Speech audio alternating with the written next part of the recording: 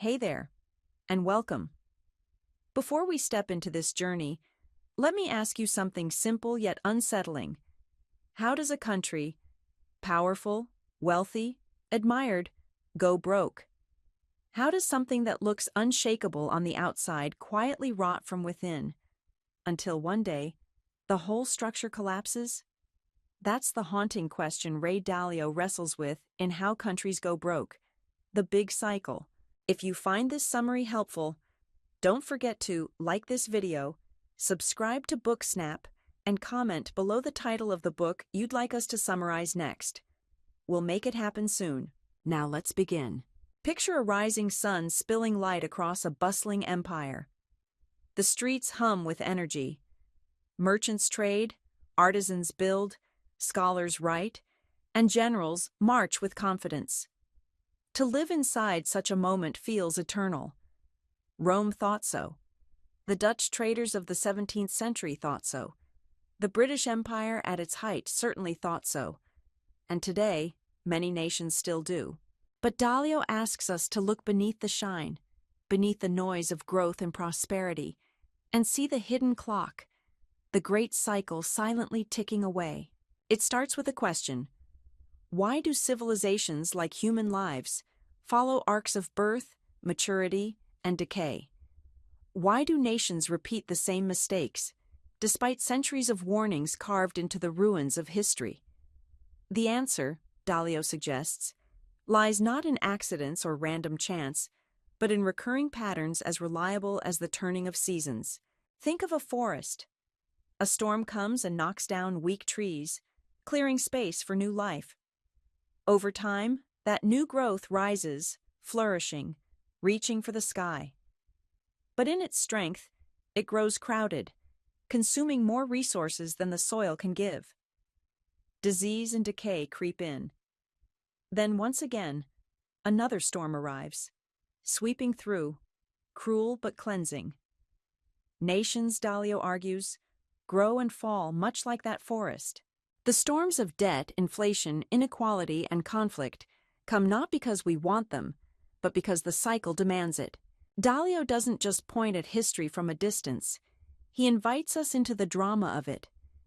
Imagine walking through the streets of Amsterdam during the Dutch Golden Age, banks overflowing with silver, ships carrying spices and treasures from across the seas, a people who believed they had unlocked eternal prosperity. Yet in the background, debts piled, costs rose, and rivals sharpened their swords. Or think of Britain at the height of its empire, its navy ruling oceans, its pound sterling the world's anchor. Did they imagine their currency would one day be displaced, their dominance reduced to memory? Of course not. And yet, here we are. Each empire confident, each one convinced of its permanence, and each one humbled by the same cycle. Dalio calls this the big cycle. It isn't a conspiracy, nor a single event. It is a long, slow rhythm of prosperity, overextension, decline, and reset. And while no two empires fall in exactly the same way, the rhyme is unmistakable. Debt that once fueled growth becomes a burden. Inequality that once seemed tolerable becomes unbearable. Conflicts once distant come home. The system bends, then breaks. But here's the twist that Dalio emphasizes. The fall is never obvious at first. Collapse doesn't arrive like a lightning bolt. It's more like the slow drip of water wearing away stone. A nation may still look powerful even as its foundations crack. Rome still built roads as its legions crumbled. Britain still displayed grandeur even as its coffers emptied. America today still radiates influence even as questions about debt, division, and global rivalry grow louder. And so, the book doesn't just ask, why do countries go broke? It asks, could it happen to us? Could it happen now? That question is the doorway. To step through it requires humility, because it means admitting that even our strongest institutions, our banks, our governments, our currencies, are not immortal. They are fragile, cyclical, human creations, subject to the same forces that humbled the Dutch, the Spanish, the the British, and countless others. Dalio writes not with doom, but with clarity. He tells us, if you know the cycle, you can prepare for it. You can navigate the storm. Just as sailors chart the winds and tides, nations and individuals can chart the rhythms of rise and decline. But ignorance is fatal. Pretend the storm will never come, and you will be swallowed by it. So this is where we begin, at the threshold of awareness. Imagine standing on a high cliff, looking back at the empires of the past, like ancient shipwrecks scattered across the shore. Each tells a story. Each whispers a warning. Dalio urges us to listen, because hidden in those ruins is a map of the cycle that is unfolding even now. This opening is not about panic. It is about clarity. It is about waking up to the reality that wealth, power, and stability are not permanent gifts, but temporary conditions in a world that moves in rhythms larger than any one generation. And if we want to survive, as people, as nations, we must learn to see those rhythms, feel their pull, and act before the breaking point arrives. This is the journey we are about to take, through prosperity's rise, debt's intoxication, inflation's warning, inequality's fire, and ultimately, the reckoning that comes when a country can no longer outrun the cycle. And so the question returns to you, the listener. If history's greatest nations couldn't escape the cycle, what makes us believe ours will? Close your eyes and imagine the beginning of a golden age. The streets are alive with hope. A farmer brings his surplus harvest to market, a craftsman sells his wares, and a banker offers loans with confidence. Trust flows easily. People believe in the system, and that belief becomes a kind of magic, transforming ink on paper into real wealth, promises into prosperity. Dalio reminds us that prosperity doesn't start with money alone. It begins with something more fragile: stability. A nation establishes rules, enforces laws, and creates order where once there was chaos. Suddenly, trade flourishes. Merchants are willing to take risks. Families can plan for the future. The seeds of prosperity are planted in soil made fertile by trust. Think of post-war America in the mid-20th century. The world lay in ruins, yet the United States stood tall, its factories humming, its currency trusted by the globe. Or recall the early days of the Dutch Republic, when a small maritime nation out of Europe's corner astonished the world with its fleets and financial innovations. In both cases, prosperity wasn't an accident. It was built on systems that worked, leaders who created confidence, and people who believed tomorrow would be brighter than today. Yet, as Dalio points out, every golden age carries its own paradox. The very success that builds strength also creates fragility. Imagine a young tree in the forest, stretching toward the sun. With each year it grows taller, its branches heavier, until the weight itself makes it vulnerable to storms. So too with nations. The stronger they grow, the more tempting it becomes to overreach. Innovation is often the spark. A new technology, a new trade route, a new financial tool unlocks possibilities. In Holland, it was the stock exchange, the first of its kind, which allowed capital to flow like never before. In America, it was the assembly line, the harnessing of scale and efficiency that flooded the world with goods. These innovations generate wealth at an astonishing pace. The cycle feels unstoppable, and for a while, it is. But beneath the glitter, hidden cracks form. Success leads to ambition. Ambition leads to borrowing. Governments promise more armies, more roads, more welfare, more expansion. Businesses, too, learn they can grow faster if they take on debt. And ordinary families see others getting ahead and decide they too will borrow for homes, education, and dreams. Borrowing seems harmless at first. After all, the future looks bright, and if tomorrow is richer than today, why not pull some of that wealth forward?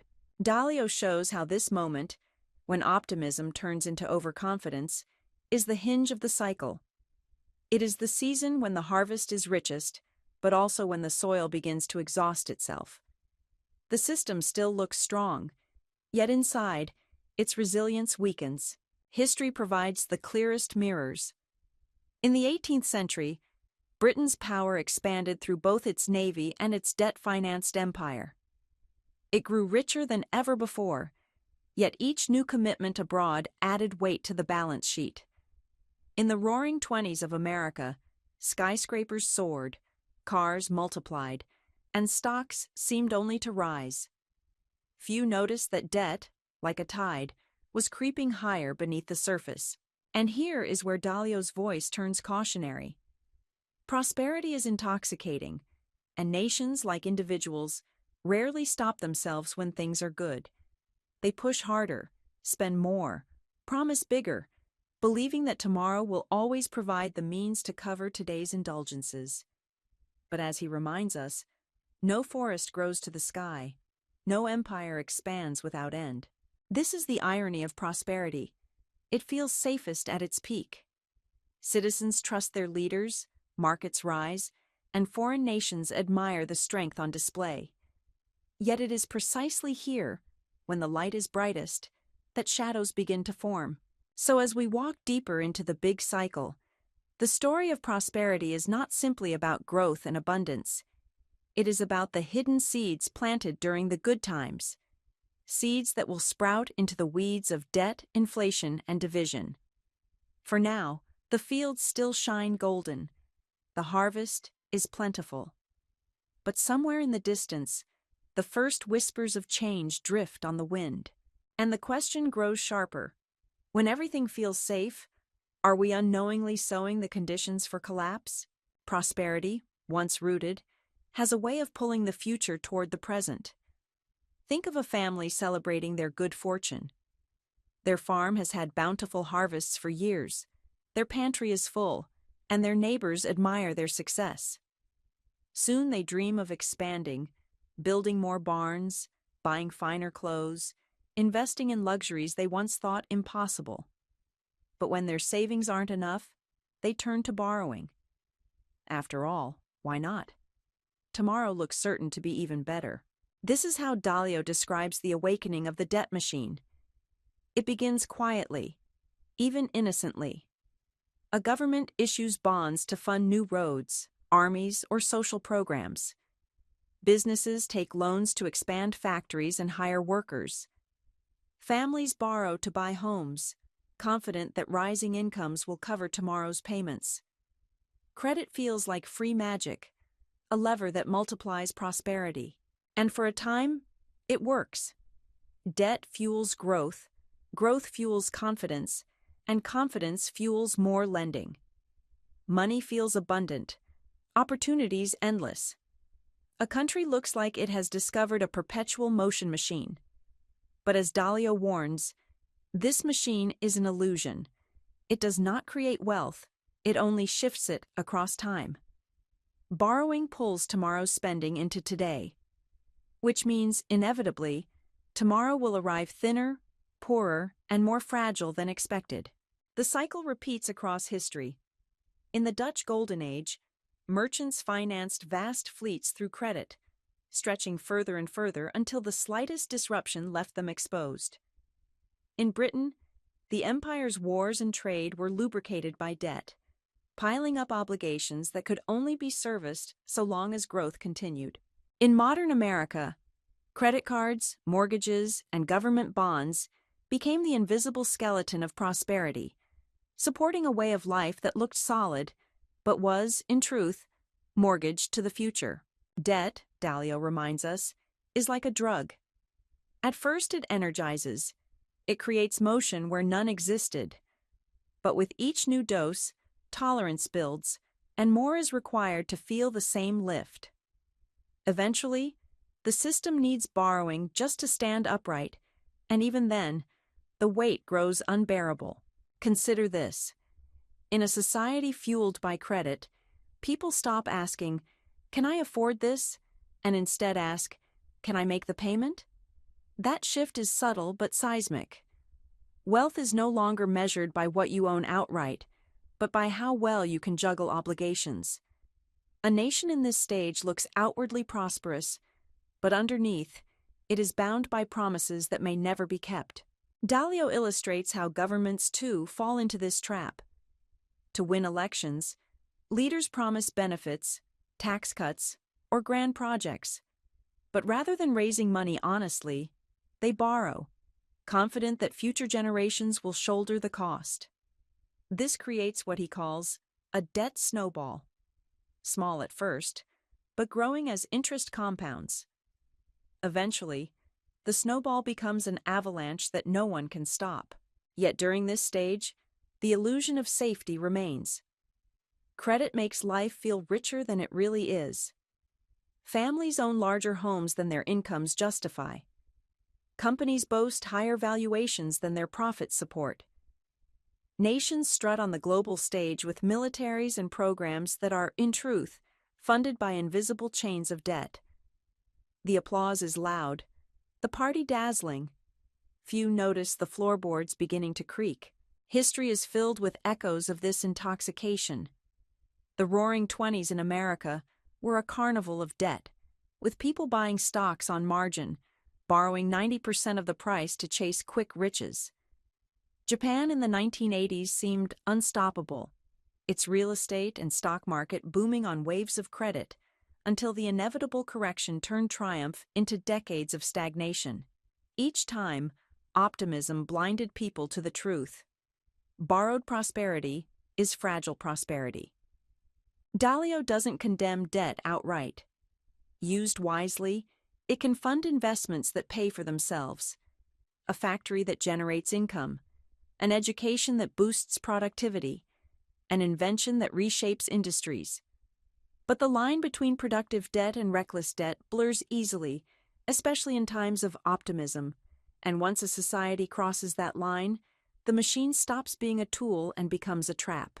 So as the big cycle advances, the debt machine transforms from an engine of growth into a ticking time bomb. For now, the celebration continues. The music plays, the markets rise, the crowds cheer. But beneath the surface, tomorrow's wealth has already been spent, and the bill is inching closer. Dalio leaves us with an uneasy truth. When a country builds prosperity on borrowed time, it creates the very fragility that will one day undo it. At first, the signs are so faint they can be brushed aside. A loaf of bread costs a little more this month than it did last. Rent creeps upward. A train ticket feels heavier on the wallet than before.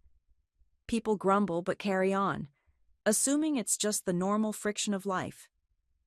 Yet what Dalio reminds us is that these whispers are the early breaths of something larger, the slow awakening of inflation. Inflation begins gently, almost imperceptibly. As debt fuels spending, money circulates faster. More people have more cash to chase the same goods.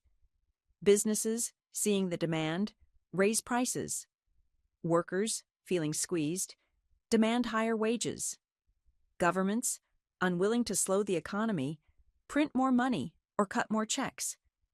For a while, it feels manageable, a steady rise that can be explained away. But in reality, the system is shifting underfoot. Imagine living in Weimar Germany in the early 1920s. One year, you could buy a loaf of bread for a handful of marks. The next year, that same loaf required a wheelbarrow full of bills.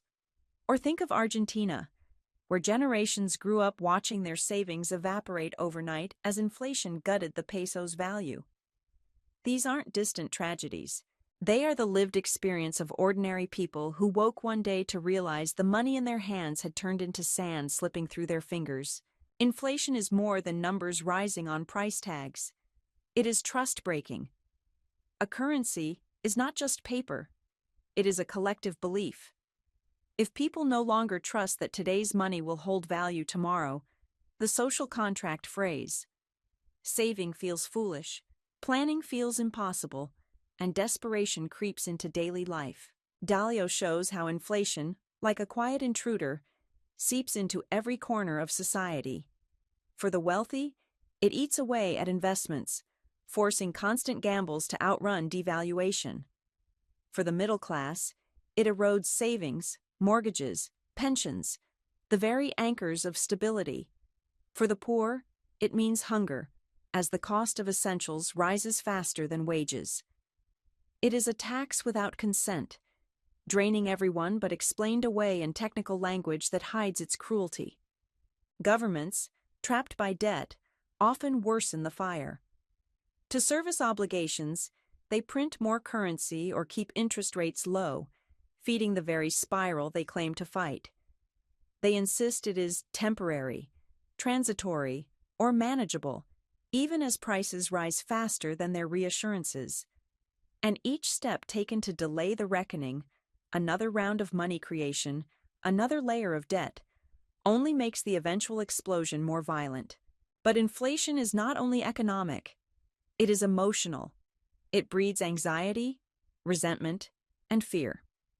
People begin to look for scapegoats, foreigners, elites, rivals. Political leaders exploit this anger, promising quick fixes and pointing fingers. Social fabric strains as communities turn inward, each blaming the other for the rising cost of living. Inflation, Dalio suggests, is often the spark that ignites political fires. History bears this out. Hyperinflation in Germany helped pave the way for radical ideologies. In Latin America, inflation cycles fueled distrust in institutions, swinging nations from one extreme to another. Even in less dramatic cases, such as the stagflation of 1970s America, inflation shattered confidence, leaving citizens cynical and leaders scrambling for solutions. And so the big cycle enters a darker phase. What began as prosperity, amplified by debt, now starts to show its hidden cost. Prices climb. Trust weakens. Citizens feel betrayed by the very system that once promised abundance. Yet governments, desperate to sustain appearances, often double down, injecting more money to paper over cracks. Dalio paints the moment vividly. A society still carrying on with its daily life, markets open, schools teaching, parliaments debating. But underneath, a current of unease grows stronger each day. Inflation is not just about economics. It is about the erosion of confidence, the silent corrosion of belief in tomorrow. And once belief falters, the cycle accelerates. People rush to spend before money loses more value. Investments turn speculative, not productive. Inequality widens as those with assets shield themselves, while those without sink further. The whisper of inflation becomes a roar, echoing through every home and every conversation. This is the sound of a nation drifting toward the edge, even as many insist nothing is wrong. Walk through a prosperous city at the peak of its wealth, and you'll notice something subtle. The glass towers shine, but shadows stretch long between them. Luxury shops overflow with goods, yet in the alleys nearby, families struggle to buy bread.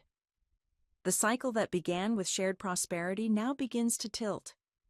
As Dalio explains, inequality becomes the crack that widens the longer prosperity lasts. It starts innocently enough. In the early days of growth, opportunity feels abundant. New industries rise, jobs multiply, and upward mobility seems possible for almost anyone. A farmer's son becomes a factory worker, then a manager, maybe even a business owner. The dream feels alive. But as wealth accumulates, it does not spread evenly. Those who control capital, land, factories, investments, connections, see their fortunes multiply far faster than those who rely on wages. Over time, the divide grows sharper. The rich buy assets that rise in value. The poor and middle class earn wages that lag behind. At first, the gap feels tolerable, even natural. But then prices rise, debt swells, and those at the bottom feel the squeeze. Families borrow to keep up with rising costs, while the wealthy leverage their assets into even greater wealth. The distance between the two worlds becomes visible, and resentment begins to simmer. Dalio shows how inequality is not just about money. It is about dignity, power, and belonging. When citizens feel the system no longer works for them, they lose faith in it. A worker seeing their rent double while executives boast record profits does not simply feel poorer. They feel betrayed. That betrayal feeds anger. Anger fuels division. Division erodes unity. History echoes this truth. In late Rome, the elite indulged in opulence while peasants grew restless, taxed and burdened. In 18th century France, aristocrats lived in extravagance while commoners struggled, until revolution shattered the old order. In America during the Gilded Age, industrial magnates built fortunes so vast they seemed untouchable, while workers organized strikes and demanded change. Each time, the widening gap became not just an economic issue, but a political powder keg. Inequality also shapes politics. Leaders emerge promising to fix the system, often by turning one group against another. Populists rise, speaking to the anger of the masses, while elites resist reforms that threaten their wealth. The middle weakens, polarization hardens, and compromise becomes rare. In Dalio's cycle, this is a dangerous inflection point. When unity dissolves, a nation loses its strength from within. Consider what happens in a household where siblings no longer share but compete, accusing each other of theft, favoritism, or betrayal. The family may still live under the same roof, but the sense of belonging is broken. Nations in this stage resemble that house, outwardly stable, inwardly fractured. And inequality doesn't just happen by chance. Debt and inflation often amplify it. When prices rise, those with assets like property or stocks are protected, because their holdings increase in value. But those living paycheck to paycheck, without savings or investments, see their real income shrink. What feels like growth for the wealthy feels like survival for everyone else. Dalio explains how societies often misread this stage. Governments attempt reforms, but half measures rarely bridge the divide. The poor feel abandoned, the rich feel targeted, and mistrust deepens. At the same time, productivity slows. Innovation that once created abundance begins to stagnate, replaced by speculation and short-term thinking. The system becomes less about building a future and more about clinging to what each group already has. The emotional weight of inequality is heavy. Families who once believed their children would live better lives begin to doubt. Communities feel left behind. Resentment hardens into protest, protest into movements, movements into confrontation. The very fabric of society, trust between classes, between citizens and government, between neighbors, begins to fray. And yet, on the surface, life continues. The markets trade, the elections happen, the festivals are celebrated. But the air is different now. Conversations carry bitterness. The news echoes division. Each side sees the other not as partners in a common project, but as adversaries in a zero-sum game. This is the moment Dalio warns us to watch for. When inequality grows unchecked, prosperity is no longer a glue that binds people together. Instead, it becomes the wedge that pushes them apart. And when a nation begins to turn inward, fractured and mistrustful, it becomes vulnerable to storms both within and beyond its borders. The cycle has entered a dangerous phase. The golden age feels more distant. The cracks are no longer invisible. And beneath the surface, the question grows louder. How long before the fractures split the nation wide open? When the bonds within a nation weaken, the outside world begins to take notice. Rivals sense hesitation, competitors smell vulnerability, and the cycle Dalio describes moves into its next act, the stage where external pressure meets internal strain. Imagine a fortress with tall walls. For years, its defenses looked impregnable. But as cracks form inside, arguments between leaders, shortages in supplies, divisions among the soldiers, enemies gather outside the gates. The fortress may still look strong from a distance, but those who watch closely know the truth. Its strength is fading. This is how it feels when a once dominant power begins to stumble. Its rivals, whether economic, technological, or military, see opportunities to rise. They press harder in trade negotiations, develop competing innovations, or expand influence in regions once firmly under the empire's control. Dalio points to history again. As the Dutch fell into debt and internal discord, England grew bold, seizing trade routes and naval supremacy. Later, as Britain shouldered the costs of war and empire, America surged with industrial might, overtaking its financial and military dominance. Power rarely falls in isolation. It shifts because someone else is ready to take the mantle. In this stage, the signs are clear. Foreign nations challenge the weakening empire's currency, undermining its role as the world's store of value. Alliances begin to fray, as allies question whether the old giant can still protect them.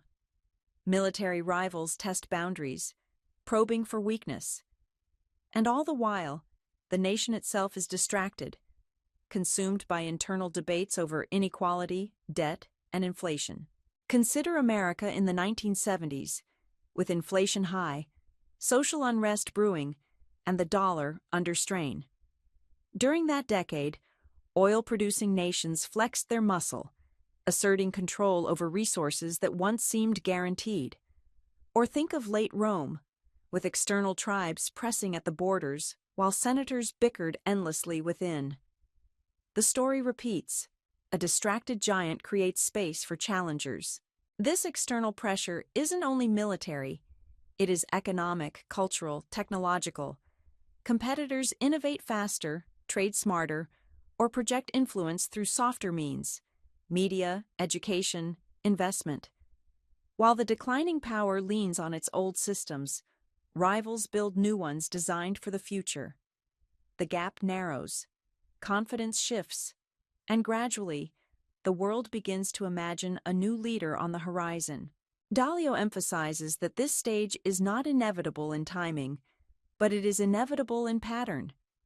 A nation divided internally cannot project strength externally for long. Rivals seize the moment. And what was once unthinkable, the fall of the dominant power, becomes increasingly plausible in the minds of the world. For citizens inside the faltering nation, the experience is disorienting. They grew up believing their country was unchallenged, its power unquestioned. Suddenly, headlines speak of decline, of competitors rising, of international deals slipping away. It feels like waking from a dream into a reality they do not yet recognize. Some cling to nostalgia, insisting the glory days remain. Others sense the change and fear the uncertainty it brings. This is where the big cycle grows tense. The nation is squeezed from both directions, anger boiling at home, pressure mounting abroad. Leaders face impossible choices: tighten belts and risk unrest, or expand spending and deepen debt. Stand firm with allies or retreat inward. Every decision carries risk, and the margin for error grows razor thin. And in this narrowing corridor, the path toward the breaking point becomes clearer. The fortress still stands, but the cracks are widening. The soldiers grow restless. The enemy drums grow louder outside the gates. And everyone, inside and out, wonders how much longer the walls can hold.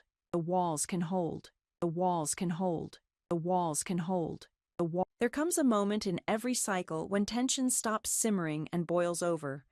The cracks can no longer be patched, the debts no longer rolled over, the divisions no longer ignored. Dalio calls this the breaking point, the instant when a nation passes from stress into outright crisis. Picture a ship long at sea. For years, the crew noticed small leaks. They patched them, pumped water, and reassured themselves that the vessel was sturdy enough to reach the shore. But storms kept coming.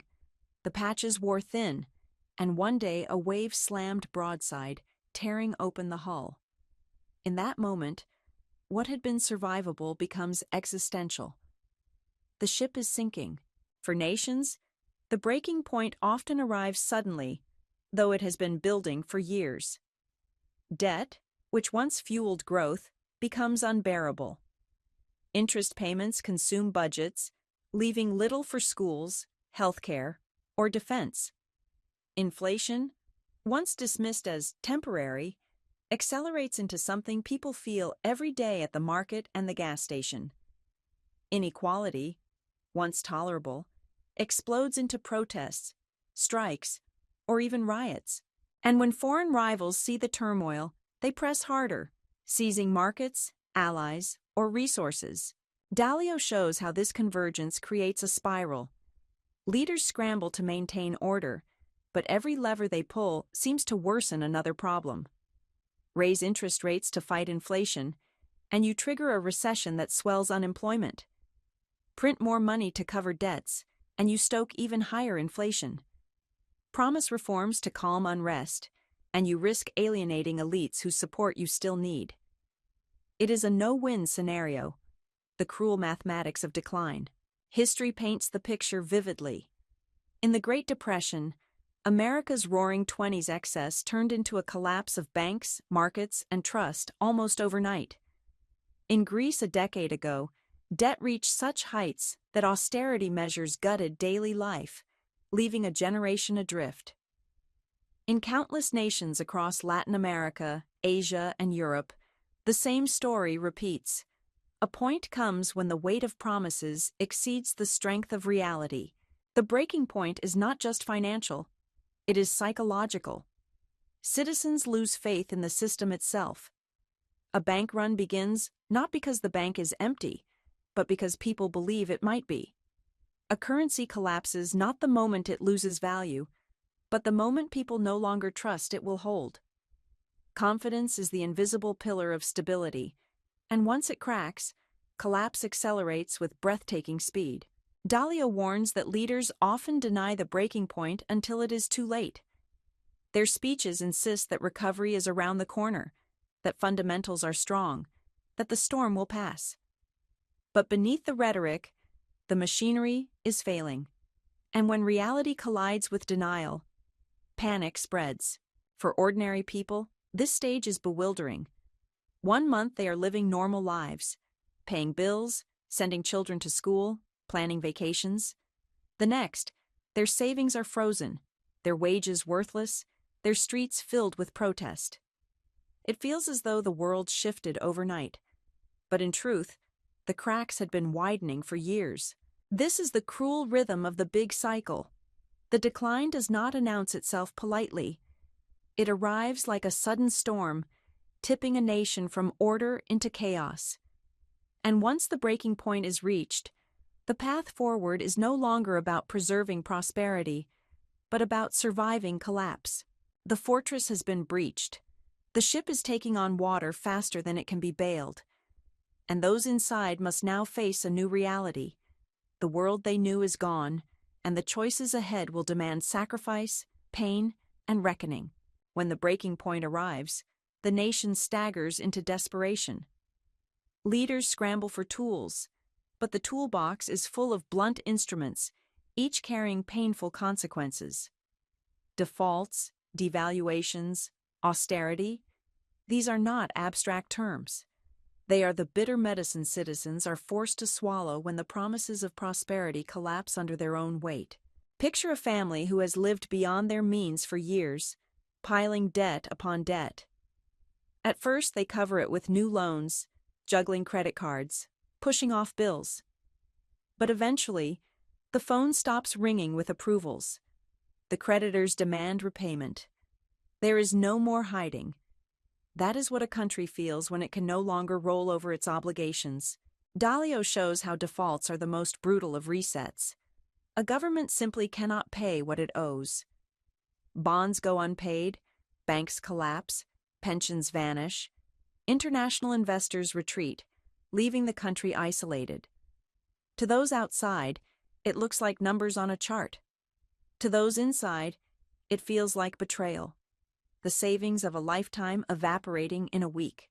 If default is the cliff, Devaluation is the slide. A government prints more money to cover its bills, flooding the economy with currency. At first, it feels like relief. Paychecks go out, programs continue, the illusion of stability lingers. But as more money chases the same goods, prices soar. The currency weakens against others. Imports grow unaffordable. Citizens rush to spend before their money loses more value, fueling the spiral further. It is survival dressed up as policy. Then comes austerity, the painful act of tightening belts when there is nothing left to tighten. Governments slash spending, cut benefits, raise taxes. Public workers are laid off. Infrastructure projects halt. Hospitals and schools strain under shortages. For those already struggling, austerity feels like punishment. For leaders, it is a desperate attempt to restore credibility with creditors and foreign markets.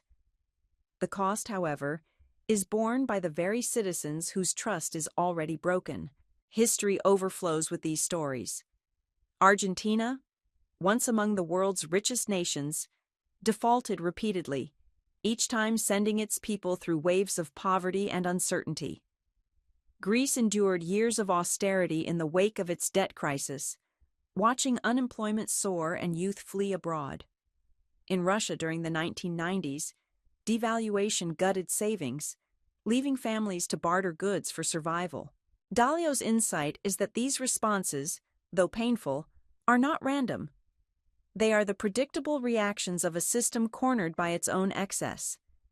The cycle demands a correction, and governments, no matter how clever, cannot cheat arithmetic. Debt that cannot be paid will not be paid. Promises that cannot be honored will not be honored. The only question is who bears the cost: creditors, taxpayers, savers, or all of them at once. For ordinary people, this stage is a collapse of trust. Banks may impose capital controls, limiting withdrawals. Salaries may be paid in a currency losing value daily. Pensions, once a promise of security, vanish into numbers that buy less than a bag of rice. Families turn inward, trading with neighbors, clinging to any form of stability. Hope contracts to the size of a dinner table. Will there be food tonight, medicine tomorrow, work next week? And yet, Dalio insists, this stage is not the end. It is the reset.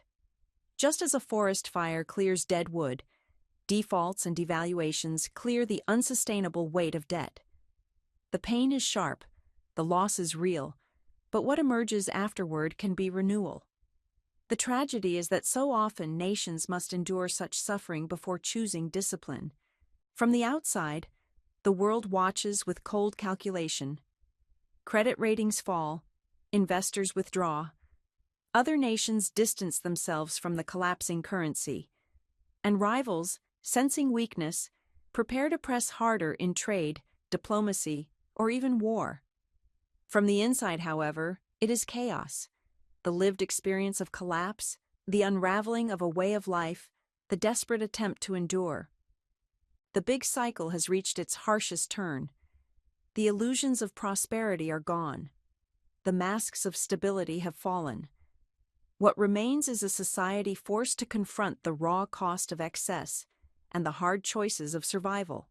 When debt collapses, currencies falter, and austerity tears at daily life, a nation often looks outward for salvation or distraction.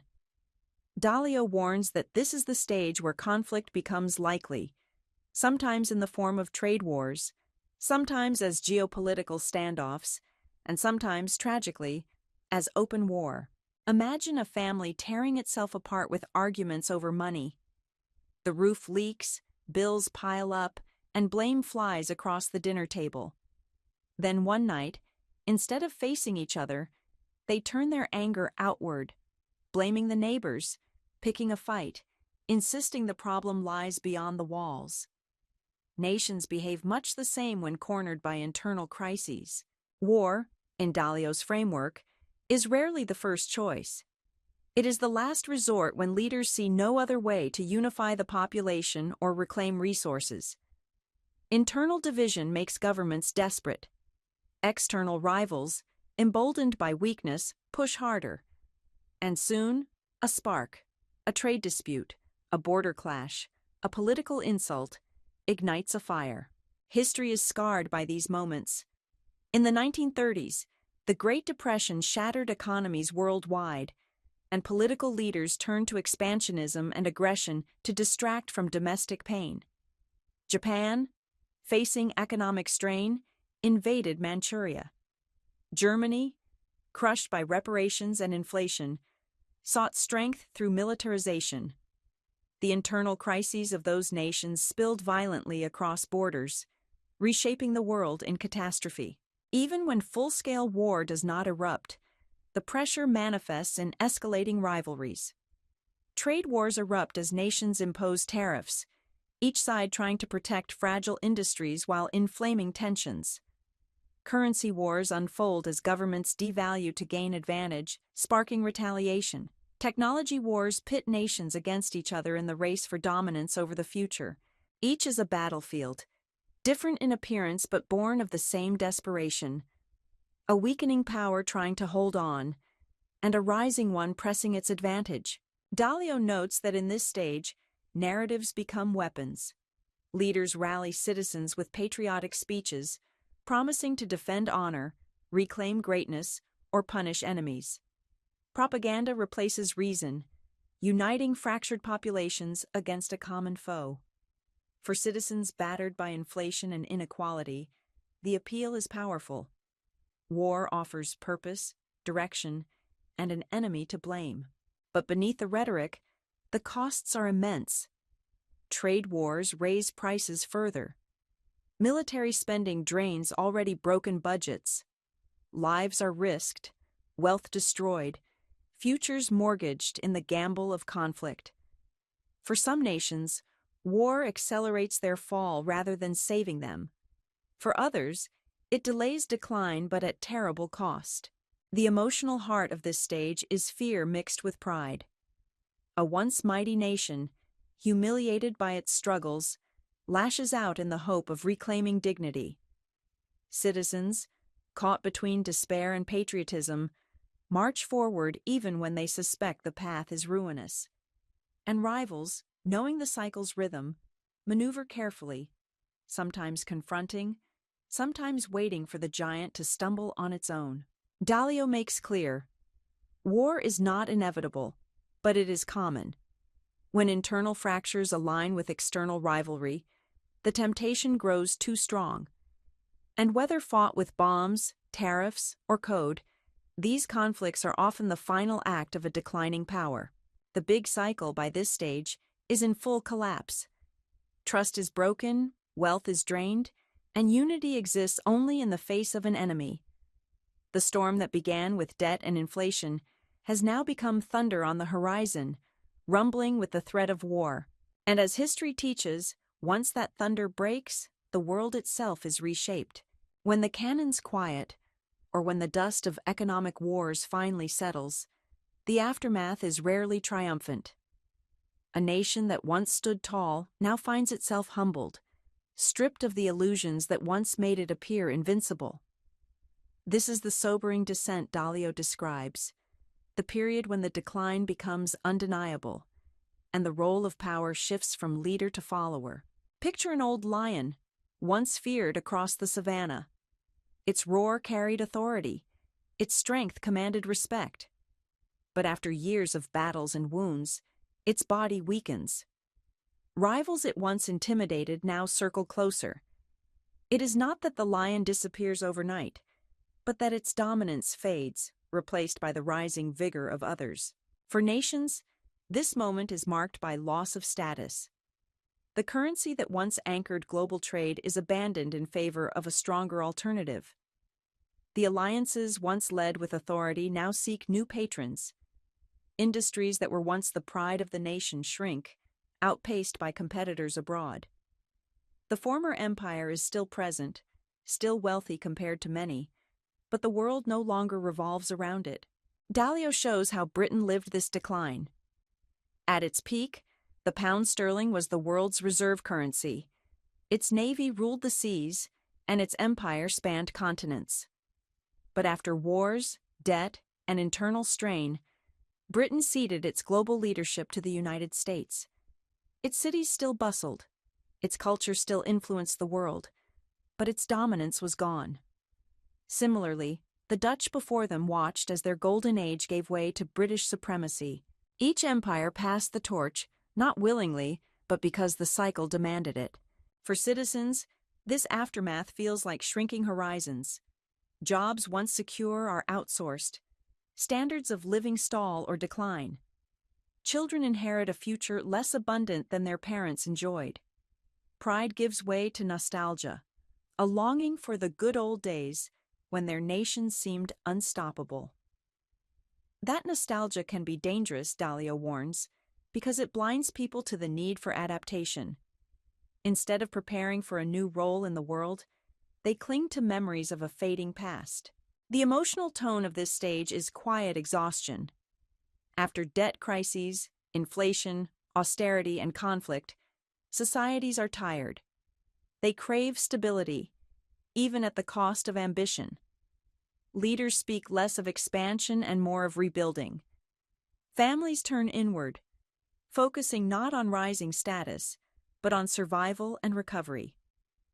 The once bold strides of the nation become careful steps. And yet, decline does not mean disappearance. Dalio emphasizes this point. Fallen powers often remain important, even prosperous, but they are no longer dominant. Spain after its imperial age, Britain after its handover to America, even Rome after its split, all continued to exist, but in diminished form. Their stories remind us that decline is not an end, but a transition into a lesser role. This stage humbles nations, teaching them the limits of hubris. The belief that growth is endless, that dominance is eternal, shatters. In its place comes the reality that every system, no matter how mighty, bends to the rhythms of the big cycle. The aftermath is both a reckoning and an education, a chance, if seized, to learn from mistakes and lay the groundwork for renewal. But most often the lesson is ignored until too late. Citizens cling to old myths, leaders resist hard truths, and the cycle repeats with the next rising power. Dalio invites us to see this clearly. The humbled empire is not just a relic, but a mirror for those who still believe decline could never happen to them. The big cycle teaches otherwise. Walk among the ruins of history, and you'll hear the same echoes. Stones that once framed Roman forums lie broken in the dust. Dutch canals, once crowded with ships carrying spices and silver, now serve tourists more than traders. London, which once dictated the flows of empire, carries memories of grandeur in its architecture, but no longer commands the globe. Dalio calls this the graveyard of empires, and each fallen power whispers lessons that are easy to ignore but costly to forget. The first lesson is simple. No system is permanent. Rome believed its legions would secure its eternity. The Dutch trusted their financial innovations would protect their dominance. Britain thought its navy guaranteed supremacy forever. Yet each, in time, faltered. Not from one fatal blow, but from 1,000 cuts. Debt, division, inflation, foreign rivals. The mistake was not their rise, but their refusal to accept that the rules applied to them too. The second lesson is that arrogance blinds. Prosperous nations often believe they are exceptional, immune to the patterns of history. This time is different, they insist, pointing to their wealth, their technology, their unique culture. But as Dalio shows, the rhyme of history is relentless. Each empire that believed it was different ended up the same, humbled by forces larger than itself. The third lesson is about resilience. Some nations, after decline, collapse completely, their influence reduced to memory. Others adapt, accepting their smaller role and reinventing themselves in new ways. The Dutch transformed into a smaller but stable economy. Britain, after ceding dominance to America, remained influential through culture, diplomacy, and finance. Decline is not always destruction, but the willingness to adapt determines whether a society survives with dignity or fades in bitterness. Dalio urges us to study these graves not with morbid curiosity, but with urgency, because in their patterns lie warnings for today. A nation piling debt higher each year, a society fracturing under inequality, a currency under strain. These are not random misfortunes. They are the same storm clouds that gathered over past empires. To ignore them is to walk blind into the same mistakes. The emotional sting of these lessons is humility. To accept that our own nations, no matter how strong they appear, are not immortal is uncomfortable. But humility is the beginning of wisdom. By acknowledging the cycle, by recognizing the patterns, we may avoid the worst consequences. The graveyard of empires is not just a record of failure. It is a map of warning signs, drawn in blood and stone. Dalio reminds us that individuals, too, must learn from these cycles. Families, businesses, and communities are all tied to the health of their nations. By studying how others have fallen, we can make choices that protect us when the larger system falters. Just as a sailor learns from wrecks to navigate safely, so too can citizens learn from history to prepare for the storms ahead. So as we stand among these ruins, Rome, the Dutch, the British, and countless others, the question sharpens. Are we willing to listen to their warnings, or will we convince ourselves that the cycle has ended, that our age is immune? The silence of the graveyard gives its answer. The cycle does not end, it only repeats. And those who fail to listen are destined to join the whispers of the past. So here we are, at the end of the cycle, staring not only backward at the ruins of fallen empires, but forward toward the uncertain horizon. Dalio's message is clear. History does not repeat exactly, but it rhymes. And if we can learn to hear that rhyme, we can prepare for what comes next. Imagine holding a compass in a storm. The waves crash, the sky darkens, the ship creaks. Without a compass, panic takes over. Every decision feels blind. But with one, even if the storm is unavoidable, you can steer, adjust, and survive. Dalio insists that the big cycle is that compass. It shows us the phases, the dangers, the likely outcomes. And with it, we are no longer victims of fate, but navigators of it. The map it offers is sobering, but practical. Expect prosperity, but recognize it, plants the seeds of excess. Use debt, but keep it productive, not reckless. Watch for inflation, for it whispers before it roars. Guard against inequality, because division within weakens defense without. And when the breaking point nears, act with humility and discipline, not denial. Dalio does not promise that nations can escape the cycle entirely. The rhythm of rise and fall is larger than any one generation, but he offers hope that by seeing the pattern, we can soften the landing, shorten the pain, and preserve stability even as power shifts. Just as families that save in good times weather recessions better, so too can nations that prepare in abundance endure decline with grace. The deeper lesson is personal. Each of us lives within these cycles. The collapse of a currency, the surge of inflation, the division of society, these are not abstract. They shape our savings, our jobs, our communities. To understand the big cycle is to understand how to protect our own futures, how to teach our children resilience, how to adapt when the world shifts beneath our feet, and perhaps most important, Dalio calls us to humility. The greatest danger is believing this time is different, that our wealth, our technology, our military strength exempt us from history's laws. The truth is harsher. No empire has lasted forever. No cycle has been stopped. But those who prepared, who saw clearly, acted wisely, and embraced change, endured. So what does the future hold? Dalio does not predict with certainty. He lays out scenarios: the rise of new powers, the decline of old, the potential for conflict, and the hope of renewal. The choice is not whether the cycle continues. It will. The choice is how we respond to it.